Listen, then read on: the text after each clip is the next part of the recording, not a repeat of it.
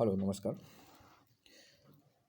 आज के इस वीडियो में हम अन्य नवीनतम सामान्य ज्ञान को कवर करने वाले हैं। नवीनतम सामान्य ज्ञान में जनरली जो नवीन नियुक्तियां हुई रहती है, कुछ शब्द संक्षिप्त यानी एब्रीविएशन होता है, और इसके साथ जो पुरस्कार है, अवार्ड और पुरस्कार है, उससे संबंधित हम जो करेंट बने हुए होते हैं उस पर हम बातें करते हैं। ठीक है, तो ये अब कहिएगा कि एब्रीविएशन ये कहाँ किसी एग्जाम में पूछता नहीं पूछता। 69 बीपीएससी का एग्ज़ाम हुआ, उसमें एक या दो, एक तो जीपीटी का फुल फॉर्म पूछा गया था और एक शायद एआई था, ऐसे ही संबंधित, यानी वहाँ इससे संबंधित एब्रीविएशन पूछा गया था, तो आप इसको नकार नहीं सकते हैं, ये पूछा जाता है। इसमें है आईबीसीए यानी होता है इंटरनेशनल बिग कैट अलायंस। ये होता क्या है, तो बाघ हो व बड़ी बिल्ली परिवार के अन्य प्रजातियों के संरक्षण में रुचि रखने वाले देशों के अलायंस की स्थापना प्रधानमंत्री श्री नरेंद्र मोदी की पहल पर की गई है। केंद्रीय मंत्रिमंडल को 29 फरवरी 2024 को नई दिल्ली में संपन्न बैठक में इस अलायंस की स्थापना को मंजूरी प्रदान की गई। इसका मुख्यालय भारत में होगा। इसका मुख्यालय कहाँ होगा, तो भारत में होगा, इम्पोर्टेंट है। उसके बाद आईबीसीए का उद्देश्य बड़ी बिल्ली परिवार की प्रजातियों के संरक्षण के लिए विभिन्न देशों में सहयोग स्थापित करना है। 7 बिग कैट्स, ध्यान रखिएगा। एक तो बाघ है, शेर है, तेंदुआ है, हिम तेंदुआ। बाघ, शेर, तेंदुआ, हिम तेंदुआ। बाघ, शेर, तेंदुआ, हिम तेंदुआ। उसके बाद प्यूमा है, जगुआर है और चीता है। प्यूमा, जगुआर और चीता। प्यूमा, जगुआर और चीता। ये तो बाघ, शेर, तेंदुआ, हिम तेंदुआ। बाघ, शेर, तेंदुआ और हिम तेंदुआ है। उसके बाद जो प्यूमा है, जगुआर है और चीता है, 7 को शामिल किया गया। ठीक है, चलिए नियुक्तियाँ की बात करते हैं, अपॉइंटमेंट्स की बात करते हैं। किशोर मकवाना राष्ट्रीय अनुसूचित जाति आयोग के नए अध्यक्ष बन गए हैं। जो अनुसूचित जाति, किशोर मकवाना जो है राष्ट्रीय अनुसूचित जाति आयोग के नए अध्यक्ष बन गए हैं। ठीक है, किशोर मकवाना है, इस बात को ध्यान रखिएगा, क्योंकि जो पहले एसएससी यानी अनुसूचित जाति के आयोग के अध्यक्ष थे, वे उनके पद पर ही आया है। किशोर मकवाना इनका नाम है, इस बात को ध्यान रखिएगा। ठीक है, राष्ट्रपति द्रौपदी मुर्मू ने भाजपा नेता श्री किशोर मकवाना को राष्ट्रीय अनुसूचित जाति आयोग का अध्यक्ष मार्च में नियुक्त किया है। यह पिछले भाजपा नेता के विजय सांपला, इसके पहले के कौन थे, इसके पहले थे विजय सांपला। ठीक है, एससी के यानी अनुसूचित जाति आयोग के अगर पिछले वाले अध्यक्ष की बात करें तो विजय सांपला थे, और उनके स्थान पर एक कौन है, किशोर मकवाना आया है। ठीक है, उसके बाद बात करते हैं विनय कुमार, रूस में भारत के एक नए राजदूत। रूस में नए राजदूत के रूप में विनय कुमार नियुक्त हुए हैं, इससे ज़्यादा आपको नहीं जानना है। नेक्स्ट है राहुल सिंह, सीबीएसई के नए अध्यक्ष। ठीक है, राहुल सिंह सीबीएसई के नए अध्यक्ष बने हैं। उसके बाद शेफाली बी शरण पत्र सूचना कार्यालय की प्रधान महानिदेशक है, पीआईबी जिसको बोलते हैं, सूचना कार्यालय की प्रधान महानिदेशक कौन बनी है, तो शेफाली बी शरण है। ठीक है, ध्यान रखिएगा, इस टाइप के प्रश्न भी बन जाते हैं करेंट से रिलेटेड संबंधित जो होते हैं। शेफाली बी शरण है। ठीक है, भारतीय सूचना सेवा की 1990 बैच की आधिकारिक शेफाली बी शरण को पत्र सूचना ब्यूरो यानी पीआईबी का प्रधान महानिदेशक नियुक्त किया गया है। इस पद पर मनीष देसाई जो 31 मार्च 2024 को सेवानिवृत्त हुए। इसके पहले वाले कौन है, तो मनीष देसाई हैं।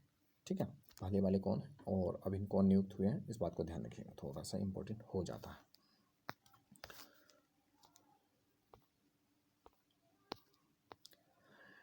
नवनीत सहगल प्रसार भारती बोर्ड के नए अध्यक्ष बने हैं। कौन है, तो नवनीत सहगल है। नवनीत सहगल प्रसार भारती बोर्ड के नए अध्यक्ष बने हैं। नवनीत सहगल प्रसार भारती बोर्ड के नए अध्यक्ष बने हैं। उसके बाद है सेंट्रल बैंक के प्रबंध निदेशक।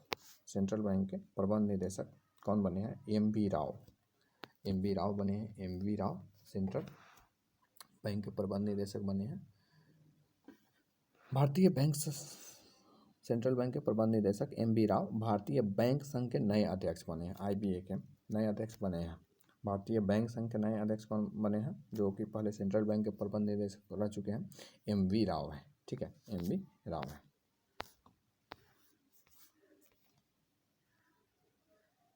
आईबीए क्या होता है, भारतीय बैंक संघ क्या होता है, तो देश में कार्यरत सभी सार्वजनिक एवं निजी क्षेत्र के बैंकों, विदेशी बैंकों, सहकारी बैंकों व क्षेत्रीय ग्रामीण बैंकों का प्रतिनिधित्व करने वाला एक संगठन। ठीक है, और इसके महानिदेशक, इसके जो अध्यक्ष बने हैं, कौन बने हैं, नए अध्यक्ष हैं एम एम वी राव है। ठीक है, एम वी राव है। उसके बाद देखिए यहाँ ज्ञानेश कुमार व सुखवीर सिंह संधू चुनाव आयोग में 2 नए चुनाव आयुक्त हैं। ये आपके एग्जाम पॉइंट ऑफ व्यू से बहुत ही इंपॉर्टेंट है, ज्ञानेश कुमार व सुखवीर सिंह संधू। ठीक, लोकसभा चुनाव की घोषणा के पूर्व ही चुनाव आयोग ने चुनाव आयुक्तों के 2 रिक्त पदों पर भर दिया है। प्रधानमंत्री श्री नरेंद्र मोदी की अध्यक्षता वाली चयन समिति की संस्तुति पर भारतीय प्रशासनिक सेवा के 1988 बैच के कैडर के सेवानिवृत्त अधिकारी ज्ञानेश कुमार तथा 1998 बैच के उत्तराखंड कैडर के सेवानिवृत्त अधिकारी सुखवीर सिंह संधू को चुनाव आयुक्त के रूप में राष्ट्रपति ने 14 मार्च 2024 को नियुक्ति प्रदान की। नवनियुक्त चुनाव आयुक्तों को पद और गोपनीयता की शपथ मुख्य चुनाव आयुक्त श्री राजीव कुमार ने 15 मार्च को ग्रहण कराई। 3 सदस्यीय चुनाव आयोग में एक सदस्य अनूप चंद्र पांडे 14 फरवरी 2024 को सेवानिवृत्त हो गए, जबकि एक अन्य सदस्य अरुण जो गोयल थे ने व्यक्तिगत कारणों से 8 मार्च को त्यागपत्र दे दिया। इसके बाद देखिए ये जो चुनाव आयोग होता है उसमें 3 मुख्य सदस्य होते हैं, एक तो मुख्य चुनाव आयुक्त होते हैं और दूसरा 2 चुनाव आयुक्त होते हैं। ठीक है, तो 2 अन्य जो सदस्य थे अनूप चंद्र पांडे थे और तो राजीव कुमार, ये अनूप चंद्र पांडे थे और दूसरा अनूप चंद्र पांडे के साथ एक अरुण गोयल थे। अनूप चंद्र पांडे और अरुण गोयल थे, तो अनूप चंद्र पांडे 14 फरवरी को वो रिटायर हो गए और अरुण गोयल थे तो इन्होंने त्यागपत्र दे दिया। इस नाते 2 पद बचा, तो उन्हीं 2 पदों पर सुखवीर सिंह संधू और ज्ञानेश कुमार को रखा गया है। ठीक है, अगर हम पुरस्कार व सम्मान की बात करते हैं तो चेक गणराज्य की क्रिस्टीना पिस्कोवा को विश्व सुंदरी 2023 का ताज दिया गया है। ध्यान रखिएगा, किस देश की है तो चेक गणराज्य की है। नाम क्या है? क्रिस्टीना पिस्कोवा को विश्व सुंदरी 2023 का ताज दिया गया है। वर्ष 2023 की विश्व सुंदरी यानी मिस वर्ल्ड, ठीक है, मिस वर्ल्ड को प्रतियोगिता में फाइनल दौर में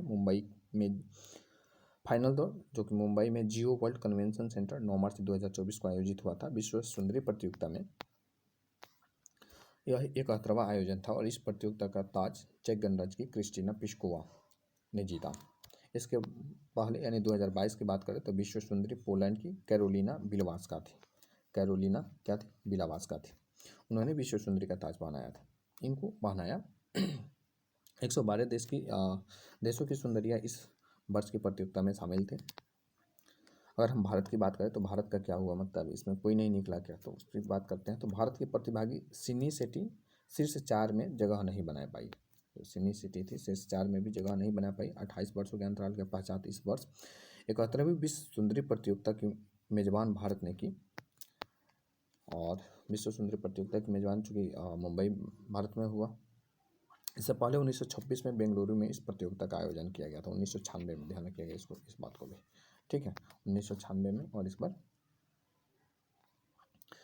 इस वर्ष यानी मुंबई में हुआ था, जो कि एक लंबा अंतराल था, 28 वर्ष का गैप। इस वर्ष इस प्रतियोगिता के निर्णायक मंडल में पूर्व क्रिकेटर हरभजन सिंह, अभिनेत्री कीर्ति सेनन, पूजा हेगड़े और अन्य भी बहुत सारे थे। मुख्य पॉइंट पर अगर हम बात करना चाहें तो भारत की केवल 6 सुंदरियां ही विश्व सुंदरी का खिताब जीतने में कामयाब रही है। अब तक 6 सुंदरियां ही हैं। अच्छा, पहली उपलब्धि रीता फारिया को मिला था 1996 में। उसके बाद 1966 में मिला था रीता फारिया को, 1966 में मिला था। उसके बाद 1994 में ऐश्वर्या राय को मिला। उसके बाद 1997, यानी ये 94 की बात है, उसके 3 साल बाद 1997 में डायना हैडेन को मिला। 1999 में युक्ता मुखी को मिला और 2000 में प्रियंका चोपड़ा को और 2017 में मानुषी छिल्लर को मिला। ठीक है, 2017 के बाद किसी भी भारतीय को यह प्राप्त नहीं हुआ है। और पहला अगर मिस वर्ल्ड बनने वाली कोई भारतीय महिला है तो वो रीता फारिया, और कब बनी तो 1966 में बनी। ध्यान रखिएगा। संगीत नाटक एकेडमी 2022-23 की बात करते हैं। संगीत नाटक एकेडमी की बात करें अगर हम तो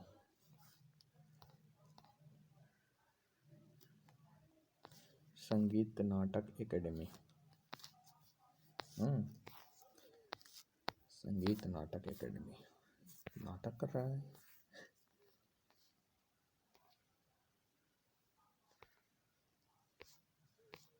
नृत्य नाटक लोक व जनजातीय कलाओं तथा असंबद्ध रंगमंच कला के क्षेत्र के 46 प्रतिष्ठित कलाकारों को वर्ष 2022 के लिए तथा इतने ही कलाकारों को 2023 के लिए संगीत नाटक अकादमी पुरस्कार राष्ट्रपति श्री द्रौपदी मुर्मू ने 6 मार्च 2024 को नई दिल्ली के एक समारोह में प्रदान किया। दोनों ही वर्षों में 12 पुरस्कार संगीत के क्षेत्र में दिएगा। ठीक है, और हमें नहीं लगता कि ये उतना ज़्यादा इम्पोर्टेंट है, देख लीजिएगा इसको, हमें नहीं लगता है तो हम नहीं करा रहे हैं।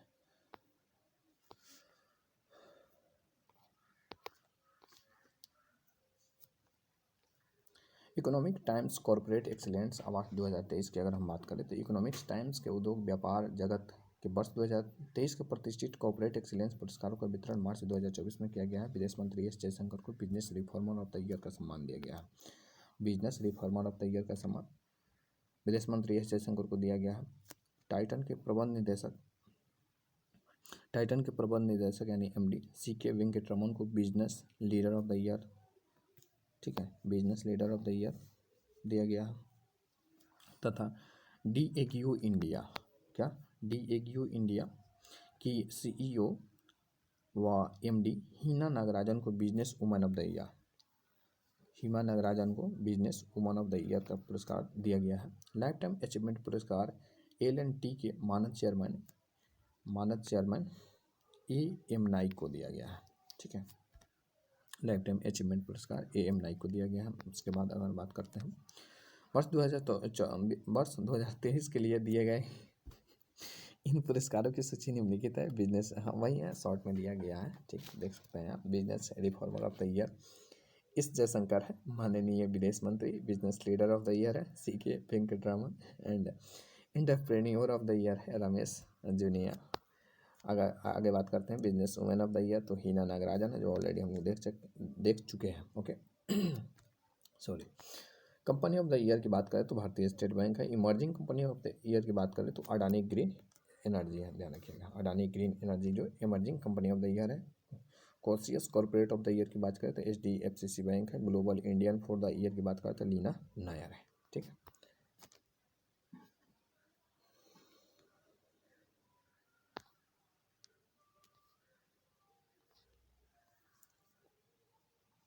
उद्योग व्यापार जगत के अर्स्ट एंड यंग के पुरस्कार 2023 उद्योग जगत के उत्कृष्ट उपलब्धियों के लिए अर्स्ट एंड यंग के वर्ष 2023 के पुरस्कार का वितरण फरवरी 2024 में मुंबई के एक समारोह में किया गया है। चोलामंडलम फाइनेंस के चेयरमैन विलया सुवैया को एंटरप्रेन्योर ऑफ द ईयर दिया गया है। ठीक है, चोलामंडलम फाइनेंस के चेयरमैन विलया सुवैया को एंटरप्रेन्योर ऑफ द ईयर का पुरस्कार दिया गया है। ओके, जबकि TVS मोटर कंपनी के मानद चेयरमैन वेणु श्रीनिवासन, ठीक है, वेणु श्रीनिवासन को लाइफ टाइम अचीवमेंट पुरस्कार तथा टाटा सन्स के चेयरमैन नटराजन चंद्रशेखर को आउटस्टैंडिंग लीडरशिप के लिए स्पेशल ज्यूरी अवार्ड दिया गया है। आउटस्टैंडिंग लीडरशिप के लिए नटराजन चंद्रशेखर को, ठीक है, नटराजन चंद्रशेखर की तो कुछ नहीं दिखेगा आपको। ओके, तो हाईलाइट के चक्कर में नटराजन चंद्रशेखर को आउटस्टैंडिंग लीडरशिप के लिए स्पेशल ज्यूरी अवार्ड दिया गया। ओके, अब उसी को शॉर्ट में बताएगा और हम लोग ऑलरेडी कवर कर लिए हैं तो फिर अब काहे के लिए जाने। देखिए यहाँ पर एक और अमर उजाला शब्द सम्मान, ठीक है, तो वर्ष 2023 के लिए अमर उजाला शब्द सम्मानों का वितरण नई दिल्ली में एक समारोह में 13 मार्च 2024 को किया गया। इनमें 2 सर्वोच्च आकाशद्वीप सम्मानों में से एक हिंदी व एक किसी अन्य भारतीय भाषा के सतत एवं विशिष्ट रचनात्मक योगदान के लिए इसके तहत 5-5 लाख की पुरस्कार दी जाती है। अगर हम सर्वश्रेष्ठ कॉस्ट्यूम डिजाइन की बात करें तो पुअर थिंग्स है। हम लोग सही ट्रैक पर है ना जी, इधर उधर नहीं ना आया है। एक मिनट,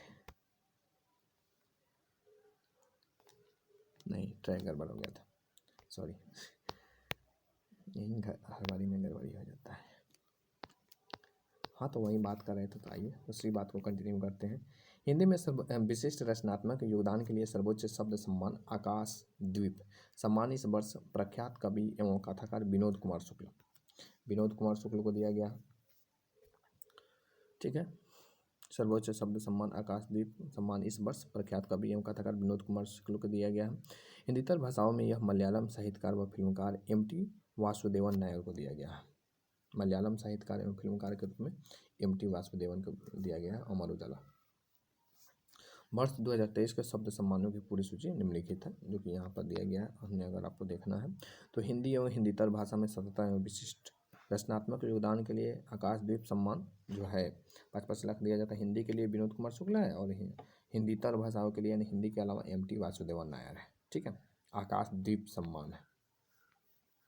ओके, अन्य पुरस्कारों की अगर हम बात करते हैं तो गाथा वर्ग है, कविता वर्ग है, देख लीजिएगा एक बार, उतना इम्पोर्टेंट नहीं है।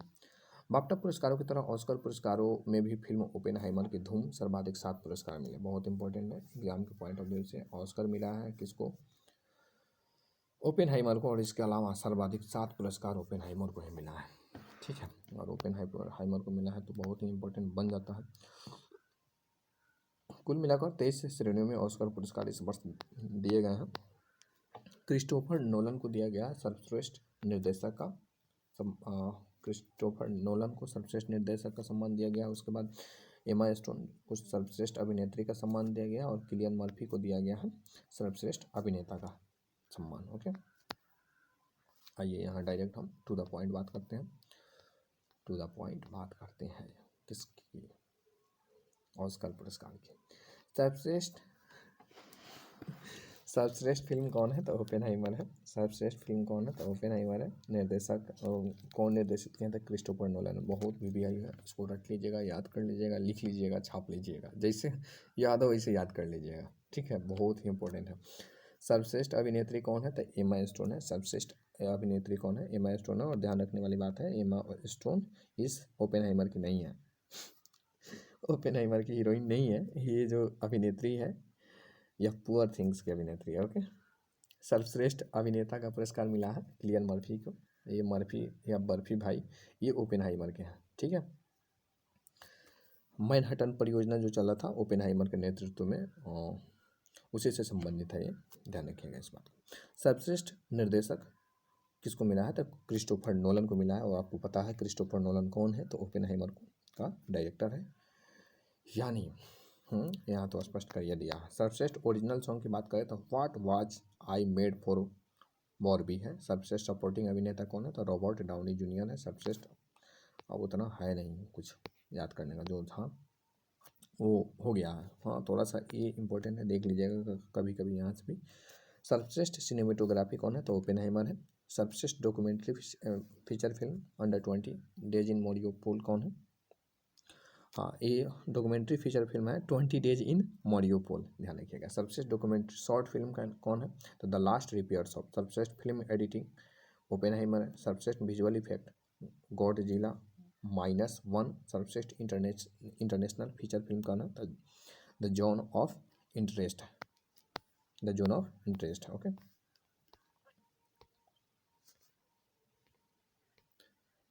वास्तुकला के क्षेत्र में प्रिट्जकर पुरस्कार 2024 में बात करते हैं, किनको मिला है?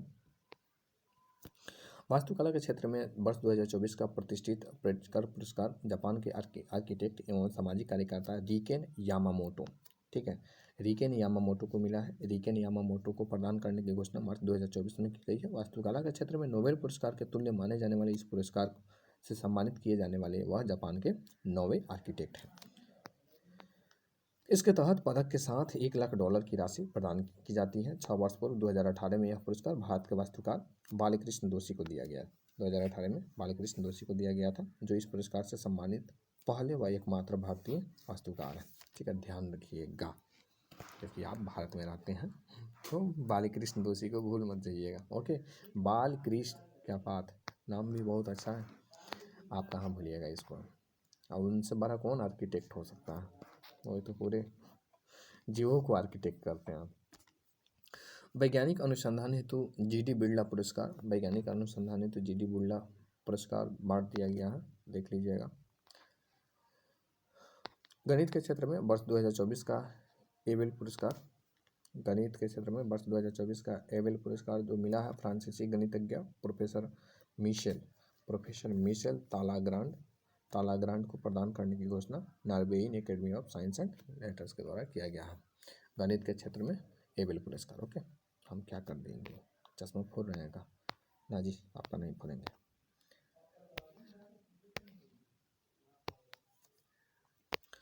चलिए अब बात निधन की कर लेते हैं, किनका किनका निधन हुआ है। जो फेमस पर्सनालिटी है उनका निधन हो गया था। जफर आगा, तो जाने माने पत्रकार व कांग्रेस के समाचार पत्र नेशनल हेराल्ड के पूर्व प्रधान संपादक जफर आगा की मृत्यु हो गई। ओके, आगे बात करते हैं। तो ए रामदास है, भारतीय नौसेना के पूर्व प्रमुख एडमिरल। ठीक है, प्रमुख एडमिरल है एल रामदास। 90 वर्ष की आयु में उनकी निधन हो गया है। अगर हम बात करते हैं, अब बात करने के लिए कुछ शेष है भी का, डेथ का तो हो गया, डेथ का हो गया ना जी, हाँ डेथ का हो गया। तो बात कर लेते हैं किस चीज़ को, बात कर लेते हैं अब पुस्तकें पर, इम्पोर्टेंट पुस्तकें पर, इम्पोर्टेंट बुक्स पर बात कर लेते हैं। स्मोक एंड एसेज किसका है, तो अमिताभ घोष का है। स्मोक एंड एसेज किसका है, तो अमिताभ घोष का है। अगर वाई भारत मैटर्स किसका है, तो इम्पोर्टेंट है, ध्यान रखिएगा जी। वाई भारत मैटर्स, अरे बाप रे ये क्या किया हम, वाई भारत मैटर्स तो एक इनका है, वाई भारत मैटर्स, ये एस जयशंकर जी का है। उसके बाद द एनिमी किनका है, the enemy Sara Adams, the last tale of the flower bride, Sara Adams का है। उसके बाद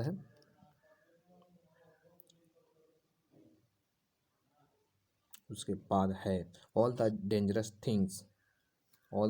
थिंग्स किसकी कृति है, तो स्टेसी विलिंघम की, सिंघम की नहीं, स्टेसी विलिंघम की है। ठीक है, स्टेसी विलिंघम की है, ध्यान रखिएगा, स्टेसी विलिंघम की है।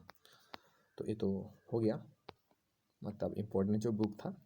अब वर्ष दिवस की बात करते हैं, तो आइए बात कर ही लेते हैं। 3 मार्च को मनाया गया विश्व वन्य जीव दिवस, बहुत इंपॉर्टेंट। विश्व वन्य जीव यानी वन में जो जीव रहते हैं उनका एक दिवस होता है 3 मार्च को। ठीक है, संयुक्त राष्ट्र महासभा ने प्रतिवर्ष 3 मार्च को विश्व वन्य जीव दिवस के रूप में मनाने का ऐसा फैसला किया है। ओके,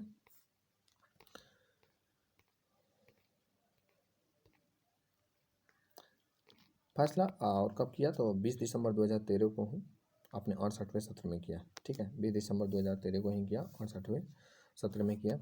तो फर्स्ट टाइम में कब मनाया गया होगा, 2014 में मनाया गया होगा। ठीक है, इस बार कौन सा है, तो इसको भी ध्यान रख लीजिएगा। इस बार जो मनाया गया होगा कितना, कौन सा उसका टाइम पड़ेगा, तो 11वां पढ़ना चाहिए मेरे अकॉर्डिंग। ओके, 4 मार्च को मनाया गया है राष्ट्रीय सुरक्षा दिवस, नेशनल सेफ्टी डे। 8 मार्च को मनाया गया अंतर्राष्ट्रीय महिला दिवस, 1 डे एग्जाम का रामबान, अंतर्राष्ट्रीय महिला दिवस। और उसके बाद बात करें, 12 मार्च को मनाया गया है मॉरिशस दिवस। ठीक है, मॉरिशस दिवस, नाम बड़ा जाना पहचाना लग रहा है जी, मॉरिशस। हाँ, इसमें इंटरनेशनल न्यूज़ लिया है ना हम लोग, इसीलिए। तो 12 मार्च को मनाया गया है मॉरिशस दिवस। 13 मार्च को मनाया गया है धूम्रपान निषेध दिवस, नो स्मोकिंग डे, इसका थीम रखा गया है। 14 मार्च को है पाई दिवस, समझे भाई, पाई दिवस है 14 मार्च को। और 15 मार्च को है विश्व उपभोक्ता अधिकार दिवस, विश्व उपभोक्ता अधिकार दिवस मनाया जाता है 15 मार्च को, विश्व उपभोक्ता अधिकार दिवस। 16 मार्च को राष्ट्रीय टीकाकरण दिवस, 16 मार्च को। 18 मार्च को आयुध करखाना दिवस। उसके बाद 20 मार्च को अंतर्राष्ट्रीय प्रसन्नता दिवस, जिसको वर्ल्ड हैप्पीनेस इंडेक्स के रूप में भी जाना जाता है, डे के रूप में भी जाना जाता है। 20 मार्च को विश्व गौरैया दिवस। ठीक है, गौरैया जो कि बिहार की राष्ट्रीय पक्षी है। 21 मार्च को विश्व वानिकी दिवस, ये भी बहुत इंपॉर्टेंट है। प्रतिवर्ष 31 मार्च को विश्व वानिकी दिवस के रूप में मनाने का प्रस्ताव संयुक्त राष्ट्र महासभा ने 28 नवंबर 2012 को पारित किया था। 22 मार्च को बिहार दिवस मनाया गया है। और बिहार दिवस जो मनाया गया है पहली बार 1912 में मार्च बंगाल प्रेसिडेंसी के विभाजन के परिणाम स्वरूप बिहार एक पृथक राज्य के रूप में अस्तित्व में आया था। और 22 मार्च को ही हम कहे थे, इस पर आगे बात करेंगे, 22 मार्च को ही मनाया गया है विश्व जल दिवस। ठीक है, 22 मार्च को ही क्या मनाया गया है, विश्व जल दिवस मनाया गया है। 23 मार्च को भगत सिंह सुखदेव और राजगुरु सुखदेव का बलिदान दिवस मनाया गया है। 23 मार्च को पाकिस्तान का राष्ट्रीय दिवस, स्वतंत्र पाकिस्तान का पहला संविधान भी बाद में 1956 में 23 मार्च को ही अंगीकृत किया गया था, ध्यान रखिएगा। 23 मार्च को एक और दिवस मनाया जाता है विश्व मौसम विज्ञान दिवस, वर्ल्ड मेट्रोलॉजिकल डे। 24 मार्च को मनाया जाता है टीबी दिवस यानी विश्व क्षय रोग दिवस। और 26 मार्च को मनाया जाता है बांग्लादेश का स्वतंत्रता दिवस। ठीक है जी, 26 मार्च 1971 को यह देश एक स्वतंत्र राष्ट्र के रूप में सामने आया था। ऑपरेशन इंद्रावती देख लेते हैं, क्या है ये ऑपरेशन इंद्रावती। इसके पहले हमें नहीं लगता कुछ छूट गया है जी, मन है ना पानी।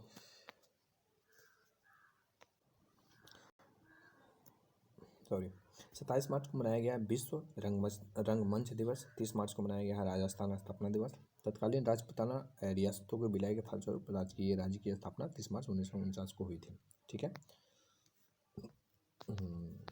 अब सम्मेलन की बात कर लेते हैं, कॉन्फ्रेंसेस की बात कर लेते हैं। जैसे विश्व व्यापार संगठन का मंत्री स्तरीय सम्मेलन होता है WTO का। विश्व व्यापार संगठन का 13वां मंत्री स्तरीय सम्मेलन MC13 26 फरवरी से 2 मार्च 2024 को संयुक्त अरब अमीरात कहाँ होता है जी? तो संयुक्त अरब अमीरात यानी में अबू धाबी में संपन्न हुआ। ठीक है। WTO का 13वां मंत्री स्तरीय सम्मेलन संयुक्त अरब अमीरात में के अबू धाबी में संपन्न हुआ। ई-कॉमर्स, मत्स्य की सब्सिडी, खाद्य सुरक्षा, सेवाओं के व्यापार व विनिवेश आदि मुद्दों पर गतिरोधों पर चर्चा इस सम्मेलन के विभिन्न सत्रों में की गई। बहुपक्षीय व्यापार प्रणाली की कामकाज की समीक्षा सदस्य देशों के व्यापार मंत्रियों की इस सम्मेलन में की गई। ऑपरेशन अभियान, अगर हम ऑपरेशन एक्सपेडिशन की बात करते हैं तो ऑपरेशन इंद्रावती बहुत ही इंपॉर्टेंट है। ऑपरेशन इंद्रावती तो हैती में लंबे समय से चल रहे राजनीतिक व मानवीय संकट के रिकॉर्ड में भूख एवं कुपोषण की स्थिति बनी हुई है, जिससे शक्तिशाली हथियारबंद गिरोहों ने लूटपाट की स्थिति वहां बनाई हुई है। और हथियारबंद गिरोह के सेना पुलिस के बीच, अब हथियारबंद जो गिरोह है और वहाँ की पुलिस है उनके बीच खुलेआम गोलीबारी चल रही है, जिससे आम आदमी फंसे हुए हैं, उनका जीवन बहुत ही संकट की स्थिति में है और वहाँ रहते हैं कुछ भारतीय। ठीक है। अमेरिका सहित कई देशों ने अपने दूतावास वहां खाली करना शुरू कर दिया है। हैती में भारत का दूतावास नहीं है। वहां फंसे भारतीयों को निकालने के लिए ऑपरेशन इंद्रावती सरकार द्वारा मार्च 2024 में शुरू किया गया है। ठीक है। ऑपरेशन इंद्रावती। ऑपरेशन अजय शुरू किया गया था कहाँ का? तो ऑपरेशन अजय इजराइल का था, है ना। और ऑपरेशन गंगा कहाँ का था? आई थिंक अफगानिस्तान का था ऑपरेशन गंगा। भारतीयों को निकालने के लिए ऑपरेशन इंद्रावती सरकार द्वारा मार्च 2024 में शुरू किया गया था। इस ऑपरेशन के तहत हैती में फंसे भारतीयों को पड़ोसी देश डोमिनियन रिपब्लिक ले जाया जा रहा है। महोत्सव की बात करते हैं तो ताज महोत्सव 2024 में शिल्पकला एवं संस्कृति के आगरा में प्रसिद्ध ताज महोत्सव का आयोजन आगरा के ताजमहल के निकट शिल्पग्राम में 17 से 27 फरवरी 2024 को हुआ है। देश के विभिन्न भागों में शिल्पियों और कलाकारों ने अपना कलाओं का प्रदर्शन इस महोत्सव में किया है। अगर विविध की बात करते हैं तो तीनों सेनाओं का संयुक्त अभ्यास भारत शक्ति, जिस पर हम ऑलरेडी बात कर चुके हैं भारत शक्ति पर। उसके बाद अगर हम बात करना चाहें तो समुद्र लक्ष्मण 2024 भारत व मलेशिया के बीच नौसैनिक अभ्यास है। जो समुद्र लक्ष्मण है किसके बीच में? तो भारत और मलेशिया के बीच में है। इस बात को ध्यान रखिएगा, भारत और मलेशिया के बीच में हुआ है समुद्र लक्ष्मण अभ्यास। ठीक है। उसके बाद चंद्रयान 3 के लैंडिंग स्थल के लिए शिव शक्ति स्थल नाम को अंतर्राष्ट्रीय खगोलीय संघ की मंजूरी मिल गई है। हम लोगों ने तो नाम दे दिया था लेकिन मंजूरी बाकी था, तो अब मंजूरी भी मिल गई है। ठीक। 23 दिवस को मनाया जाता है क्या?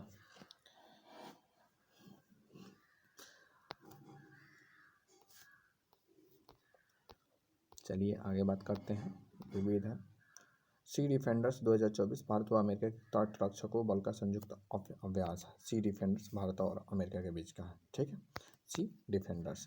उसके बाद भारत सेशेल्स के संयुक्त सैन्य अभ्यास लामितीय, भारत और सेशेल्स के बीच में है लामितीय अभ्यास किया गया है। और कुछ है जी?